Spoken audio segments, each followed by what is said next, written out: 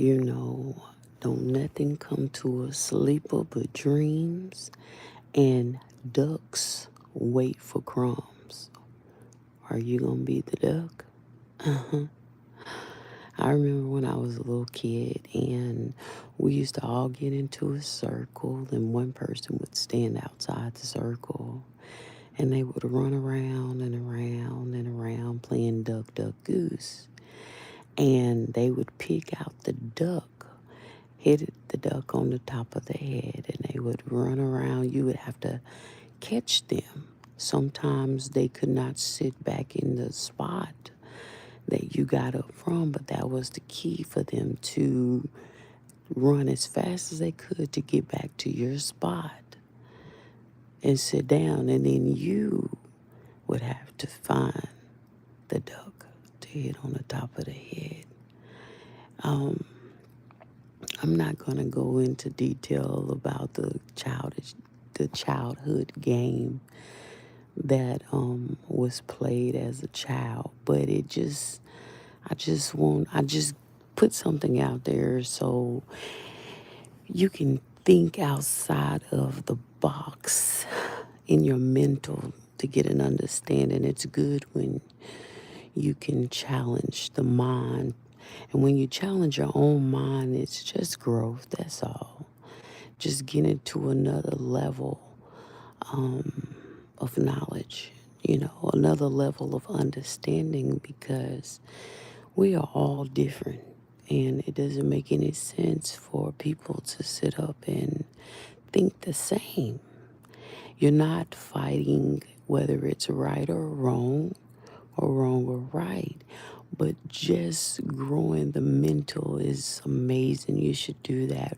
You should challenge yourself every day mentally with different scenarios. A lot of it challenges I can tell you that helped me was just childhood things that I did in my childhood that I really didn't understand why I was doing it, but I did it anyway. So just wanted to give y'all some insight on how to grow the mind, not the spirit, not your soul, but just the mind, because the heart still pumps when the brain is dead, you know, and that's facts. Well, I just been doodling through. Good morning. I just been doodling through like videos and stuff and all the social media platform, and I might say that it is a lot of distractions. Somewhat, if you don't have strength within, it could turn you, it could fold you, fold you up like a cinnamon roll. So just be mindful of the things that you listen to, the things that you see within the soul. Don't allow someone else's output, confuse you, you know? I had to put that out there as well. These are things that God has put on my heart to just keep you sound, mind, body, and soul. You have to not second guess yourself, but question the things and think outside of the box. Everything, the intellect is always outside of the box, it's not inside. The inside is made of comfort in a way that everybody does it. So you would not be considered different. That make any sense? I can go into that, but I hope that made sense. One thing that sort of kind of bothered me, and I really don't speak on politics or anything like that, because my true belief is that whatever's gonna happen is gonna happen. Those who sit in high seats are gonna make whatever happen what they want to happen. So I don't too much, dwell into politics. But what I did, I prayed about it before I came on. There was a comedian by the name of Drewski, and he's so funny. I love watching his clips, his skits. Even when I have a bad day, that man can, just his persona makes me laugh. And there was this woman, I really don't know too much about her. From what I reviewed about the videos, they say she's supposed to be a Christian woman. Well, that that sort of kind of like was a punch to my heart. So I'm going to speak on this.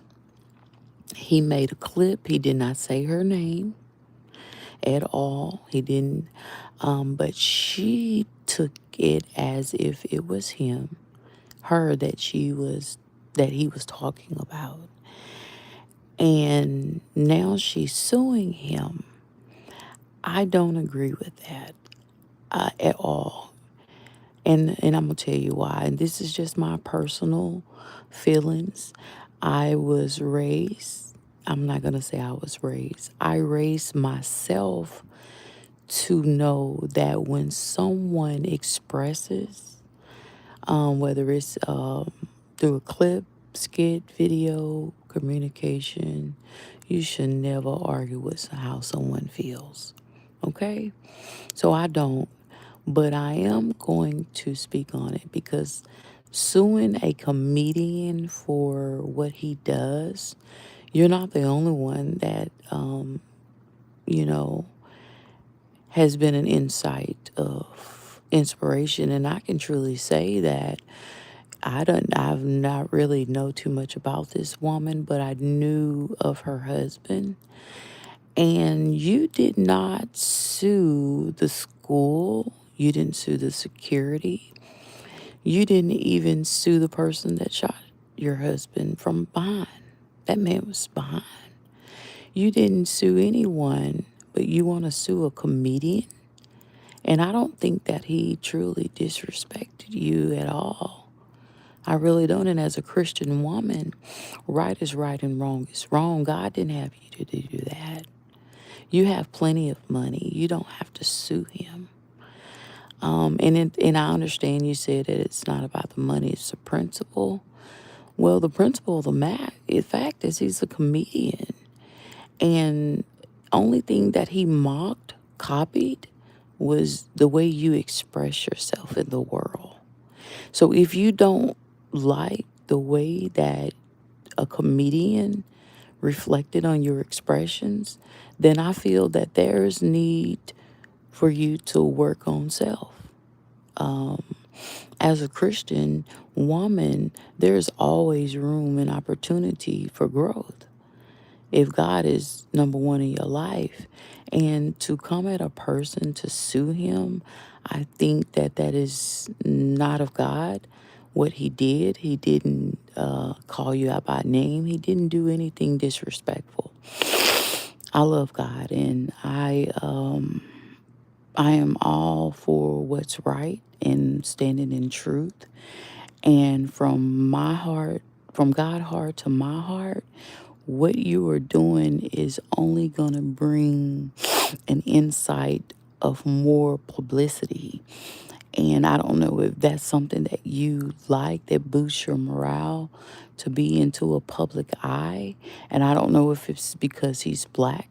You know, we don't want to bring up all these different scenarios as to why you would want to sue a comedian for just bringing laughter into the world. As a Christian woman, you should want someone to pour into laughter, regardless if it was you. I mean, he could do a skit about me, and I would laugh. I would recognize some things that if it rubbed me a wrong way, I would just work on self. Nobody's perfect. So I really feel that you need to readjust, rethink your judgment, and stop because it's foolish. That's just my spiritual opinion. What is yet to come, because honestly, in my heart, I don't feel that you would win it at all. It's just sad to say that you would come for him when you never went after the family or the person and sued them that killed your husband. You know, to me, that's in death. That was something that the world saw live and in recording, and it's still playing now. So I don't know if there's hidden envy, but a black man didn't take your husband away. You know, God did not take your husband away. That was not God that did that. So I don't know what the anger is toward, but I just really feel that you need to readjust and rethink that decision of trying to sue him. I am not racist by far. I love everybody, but everybody does not love me because I speak truth. And one thing that God did tell me is that in order to ascend to eternal life, you have to stand in your truth. And so I'm going to do that while I have life here on earth, and I'm going to continue it throughout eternal life. So I did want to, hey, how y'all doing this morning or evening, wherever you at? But I just wanted to do that. And I also want to say as well, a lot of people are looking for me to advance their finances. I can't. I have been needing assistance with I'm in college, and I've helped so many people, and I thank God, but a lot of people that I helped them unwillingly, knowing that I was being surveillance in my home. And they stole a lot of my ideas, my creation, poems, short stories, inspirations, affirmations, and no one poured anything back into my life. And I didn't want to do like a GoFundMe or anything like that to help me pay for school because, you know, I just feel that, when there's a will, there's a way. But so many millions was passed around off of my back. And it's like hardly none of these people that stole from me, that watched me, have anything to give back now because they utilize the funding to advance their wheels and thrills instead of pouring back into communities, instead of building gardens, helping farmers, things that the world needs ongoing. Nothing was poured back into them. So that's the reason why I'm not helping anyone anymore unless God asks me to, or unless that individual can come to me directly and ask me for help. I don't feel that I owe anyone anything in life but God. Just being honest. Forgive me if you feel that I am wrong, but this been going on for 5 years strong, to where the entertainment industry has been leeching off of my life, and no one has gave me anything. Not the justice system, the government system, not the ones that individually stole. There have been a few people that have told me thank you in a strategic way. And I accepted it because I can read energy. And I accepted that thank you. And I understand that sometimes we all get into situations where it's out of our control. And sometimes you have to do things that you or don't agree with, but yet you are into deep, as say. And but I don't owe anyone anything. And I just wanted to further my education for self, that had always been a lifetime goal for me because my family, people around me, they didn't have my best interests. They didn't think that I would ever amount to anything in life. And I heard this as a child. I can remember 3 going on till now. A lot of my family, you would think that blood wouldn't look down on you, but they have always have. I remember as a child, everybody would go skating, but they didn't have enough money when it came to me. When I needed clothes to wear to school, some days I couldn't even go to school because I didn't even have shoes or clothes to wear. But everybody had money. But when it came to me, nobody had anything. So that's sort of kind of where I am right now in life. I would rather help a bum on the street than to help people that I know that have always had it. And now that they're doing bad, karma has turned tables. I can't help you. I can help you. I can't help the ones that are have it and never gave back. I mean, you don't have to. If you don't trust me, you could have paid the school. Y'all watch me so much. Y'all know everything that I do. You could have just anonymously donated to the account for me at my school. That would have helped me. I would have sent up a big blessing prayer for you. But nobody wants to give me anything. I'm currently raising my granddaughter, and her needs are before mine. I have suffered my life.